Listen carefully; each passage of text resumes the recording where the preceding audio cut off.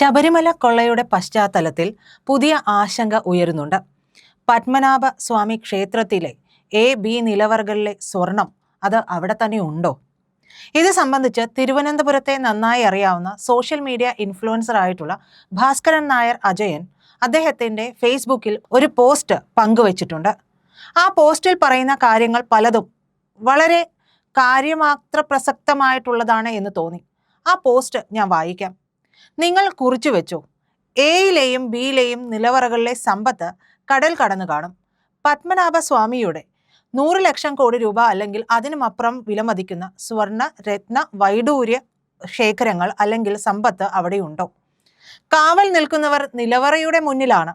എന്നാൽ ഭൂമി തുറന്നു വന്ന് ഈ സമ്പത്ത് കടത്തിയിട്ടുണ്ടെങ്കിലോ? പത്മനാഭ സ്വാമി ക്ഷേത്രത്തിന്റെ ചുറ്റിലും പുതിയ പുതിയ നിർമ്മാണ പ്രവർത്തനങ്ങൾ 2011 ശേഷം, അതായത് ഈ സമ്പത്തിനെ കുറിച്ച് പുറം ലോകം അറിഞ്ഞതിന് ശേഷം ഉണ്ടായിട്ടുണ്ട്. നിലവറയിൽ ഉള്ളത് എന്തായിരുന്നു എന്ന് നമുക്ക് അറിയാം.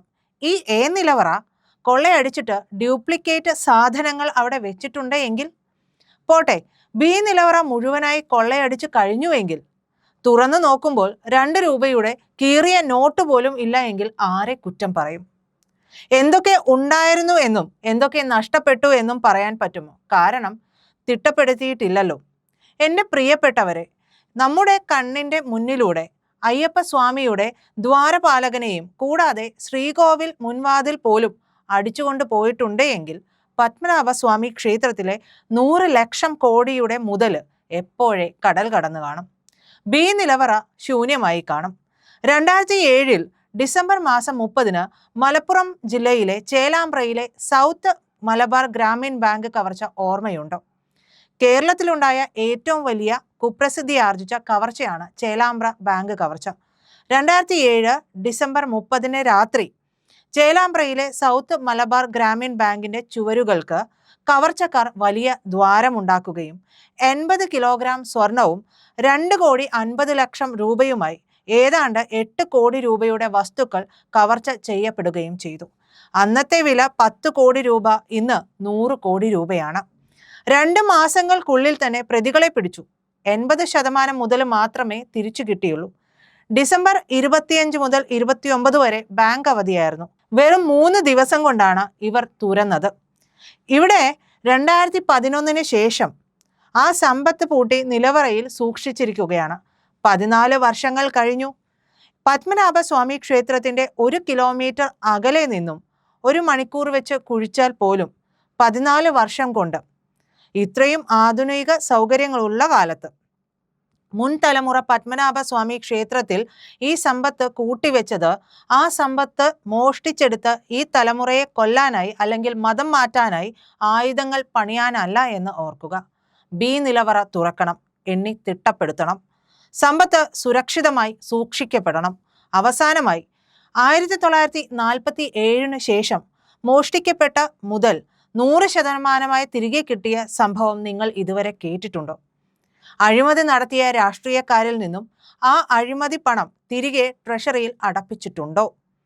1995 PV നരസിംഹറാവുവിന്റെ മകൻ PV പ്രഭാകര റാവു യൂറിയ ഇറക്കുമതി ചെയ്യാനായി കൊടുത്ത ഇന്ത്യയുടെ 133 കോടി രൂപ സ്വന്തം പേരിലാക്കി. 1997 ഒരു പവന് വെറും 3800 രൂപയാണ്. 1 സെന്റ് വസ്തുവിന് വെറും 2000 രൂപയാണ്. ഒരു UP സ്കൂൾ ടീച്ചർ ശമ്പളം 3200 രൂപയാണ് എന്ന് ഓർക്കണം. അത് പോയി കിട്ടി. ഞാൻ പറഞ്ഞു വന്നത് എന്തെന്നാൽ സൂക്ഷിച്ചാൽ ദുഃഖിക്കേണ്ട എന്നാണ്. ഇത് പറഞ്ഞുകൊണ്ടാണ് അദ്ദേഹം ഈ പോസ്റ്റ് അവസാനിപ്പിക്കുന്നത്. ഈ പോസ്റ്റ് അവസാനിപ്പിക്കുന്നതിനോടൊപ്പം തന്നെ ചില കാര്യങ്ങൾ കൂടി നമ്മൾ ചേർത്ത് വെച്ച് നോക്കണം. അപ്പോഴാണ് അദ്ദേഹം പറഞ്ഞതിൻ്റെ വ്യാപ്തി നമുക്ക് മനസ്സിലാവുകയുള്ളൂ.